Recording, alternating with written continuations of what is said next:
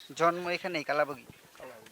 দাদা হয়ে গেল ৬০ বিঘা জমি ছিল সোবহান গাজীদের। ২ দশকের ব্যবধানে একে একে সব গেছে শিবসা ও সুতারখালী নদীর গর্ভে। এখন মাথা গোঁজার জন্য নদীর পাশে অন্যের জমিতে খুপড়ি ঘরই ভরসা তার। আমাদের জমা জমি তো চলে গেল নদীতে।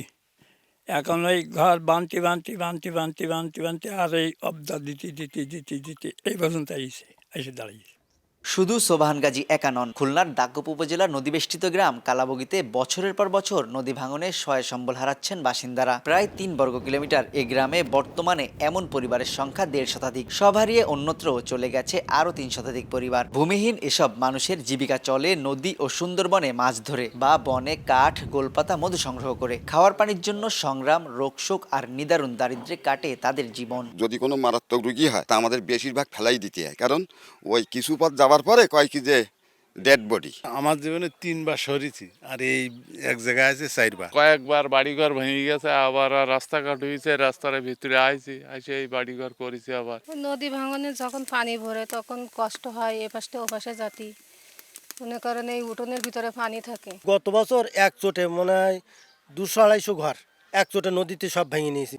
পানি উন্নয়ন বোর্ড বলছে পরিবারগুলোকে অন্যত্র পুনর্বাসন প্রয়োজন। কালাবগীর যে ঝুলন্ত পাড়া, এখানে কিন্তু আমাদের ওখানে বেড়িবাঁধ রয়েছে এবং এখানে যে ঝুলন্ত পাড়াটা এটা আমাদের বাঁধের বাইরে অবস্থিত। এখানে আমাদের আসলে করণীয় কিছু নাই। এখানে যদি তাদেরকে কোনোভাবে পুনর্বাসন করা যায়, বাঁধের ভিতরে আনা যায়, সেটা আমার মনে হয় সেটাই সবচেয়ে যুক্তিসঙ্গত। বাঁধটা আমরা যদি নদীর কাছ দিয়ে নিই, সেক্ষেত্রে বাঁধের যে স্থায়িত্ব সেগুলো কমে যায় অনেকাংশে।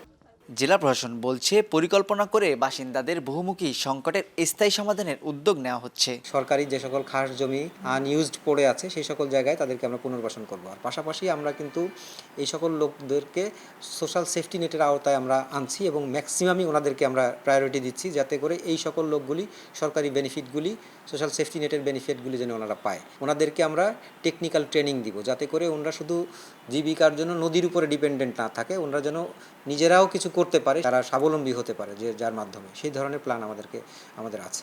কালাবগীর ঝুলন্ত পাড়া নামে খ্যাত এসব খুপড়ি ঘরে সহস্রাধিক মানুষের বাস, যেখানে গড়ে ৮ থেকে ১২টি পরিবারের জন্য মাত্র একটি শৌচাগার রয়েছে। ভাঙতে ভাঙতে ঘরের কিনারে চলে আসা এই নদী যে কোনো সময় আবারও কেড়ে নিতে পারে শত পরিবারের মাথা গোঁজার ঠাঁই। তবে জীবিকার জন্য নদী এবং বনের উপর নির্ভরশীল এই মানুষেরা অন্যত্র চলে যেতে পারছেন না। তাই হয়তো নিয়তির লিখন মেনে বাধ্য হয়ে এখানেই থাকেন তারা।